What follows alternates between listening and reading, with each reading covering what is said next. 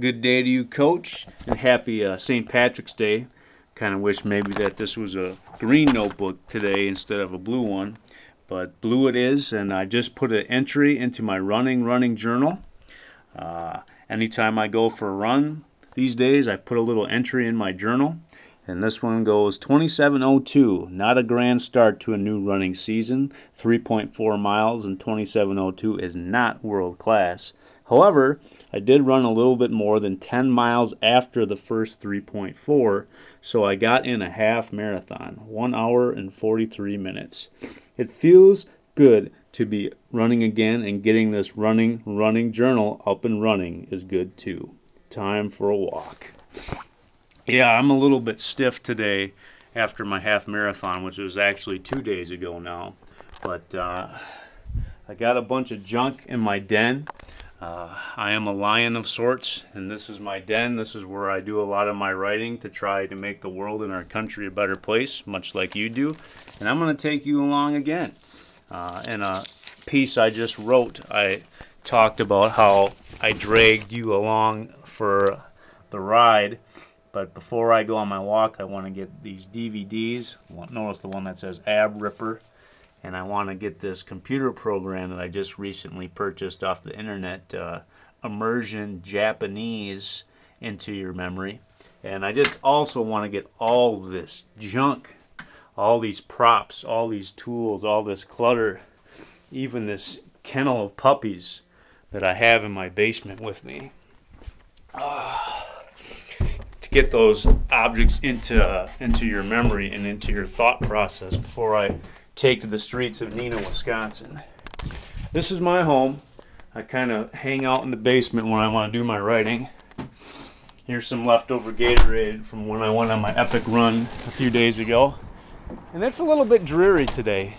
The last couple days have been just glorious. Just glorious. And there's nothing glorious looking about these sloppy brown, sludgy snowbanks. This is my home. It is a humble home. If you squint, you could probably catch the address, and if you were a clever man, maybe you can freeze the camera and see what the street is.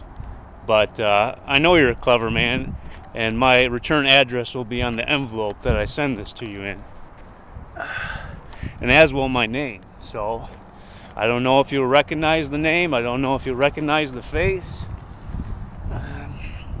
But a long time ago, geez, how many years ago was that?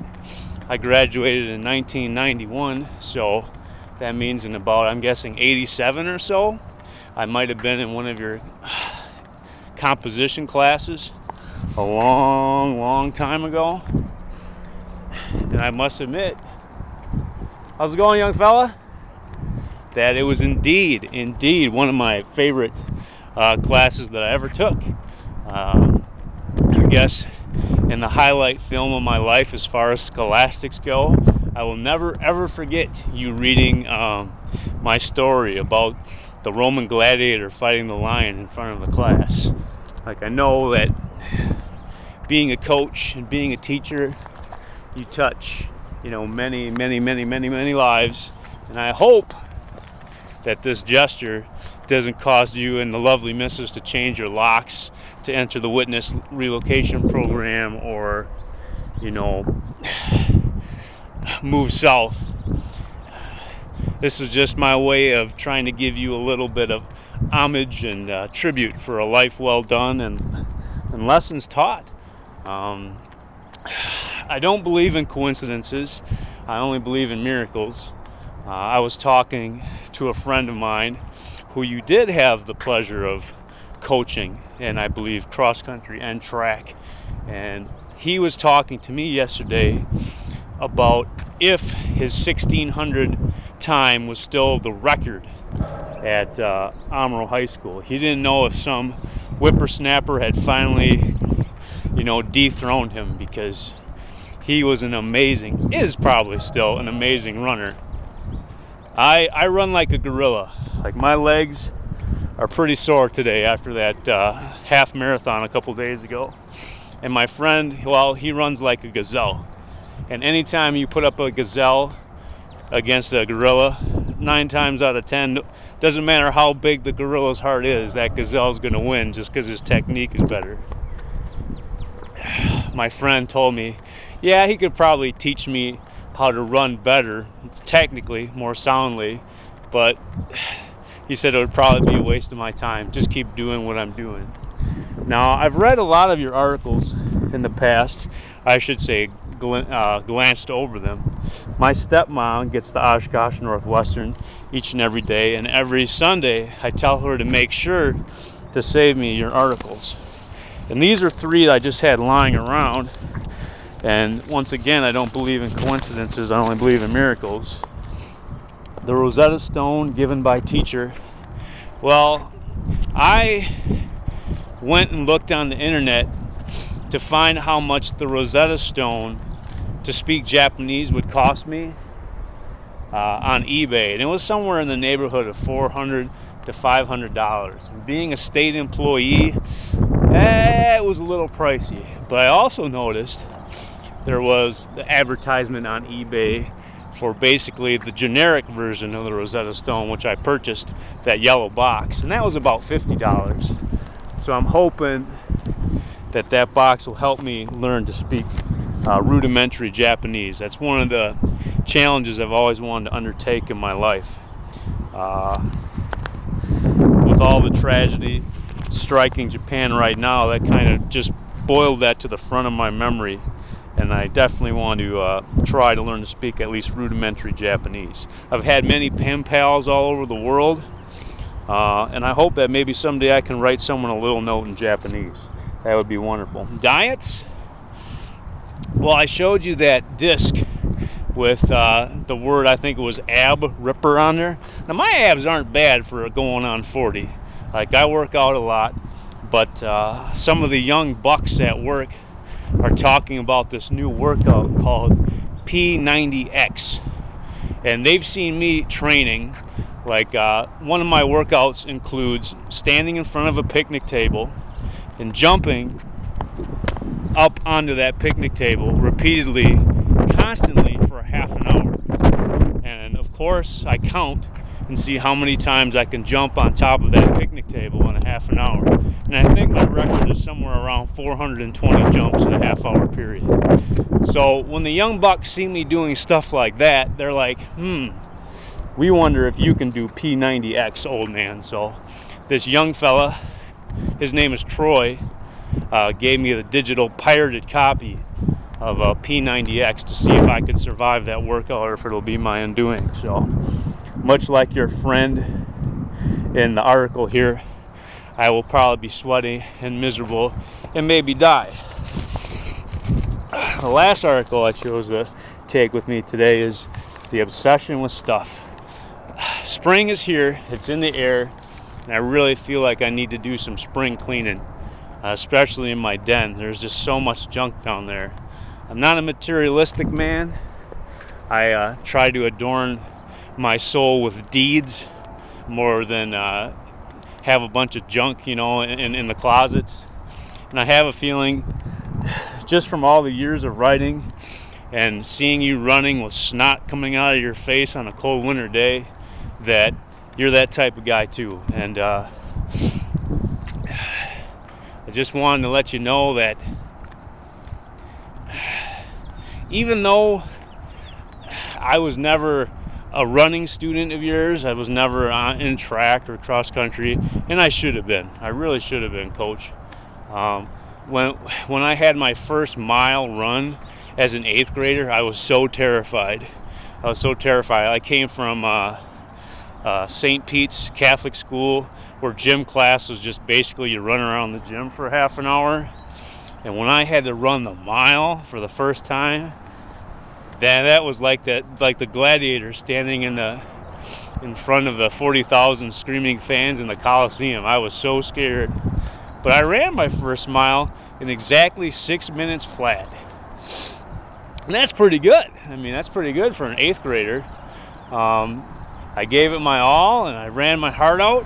When I was done, there was a girl that was like a cross-country phenom that was in our class, and she was like the little white rabbit that the greyhounds chase around the track. And I said, wow, if I can just keep up with her, you know, then I'm a good runner. And that's what I did. She finished first at about 5:50 something, and I finished second right at 6 minutes. So yeah, I should have been a runner, but one of the biggest things that I struggled with as a child was the fear of success and the fear of failure. And I think I want you to know that your lessons, as I've looked back on life, have helped me deal with that. I've tried to make myself a better man each and every day. I try to make the country a little bit each and every day. And oh my gosh, I'm coming up to Cheater's Corner. Now when I run around this big block each and every time because I know it's 1.1 miles. And a couple days ago when I ran my half marathon, it was full of snow right here. That snow is gone now. There's just a trace of it left. Now I remember this story that you told my friend, and I'm going to use his name. His name is Greg. I won't use his last name. But he told me a story once of how a little old lady called up and told you that those naughty track boys or cross-country boys were cutting across her yard when they were running. And every time I run this corner, it's so tempting to cut instead of going this way, basically taking a right turn on this sidewalk and then continuing my run. It's so much easier to, you know, just shave off this corner and go right here. And I'll be happy to let you know that in my was it 12 laps that I did of this 1.1 mile block a few days ago, the only time I shaved it was when I walked my victory lap. And I was still hoping that those footprints would be left here in the snow, but that snow was gone. It's melted away. And I've read about how, you know, you have your cybernetic knees now, and that maybe I don't know if you run anymore, or, you know, but I just want you to know that the footprints that you left behind, you know, are still there. Even though the snow might be melting, the footprints that you have left in your life are still there. And there's a big one right here on my chest, and there always will be, Coach. So I'm gonna go home. I'm gonna write you a letter, because I think that writing a letter with a pen and a paper is still the most pure thing in the world as far as writing goes. No spell check, no grammar check, you know, no double spacing, no word count. So I'm gonna write you a letter. I'm gonna burn up this little DVD and send it to the Oshkosh Northwestern, and hopefully, God willing, it will be put before you, and I hope that it makes you smile. Give your best to your lovely missus. I hope she's feeling well, hope she's doing well. I hope you guys have every happiness together.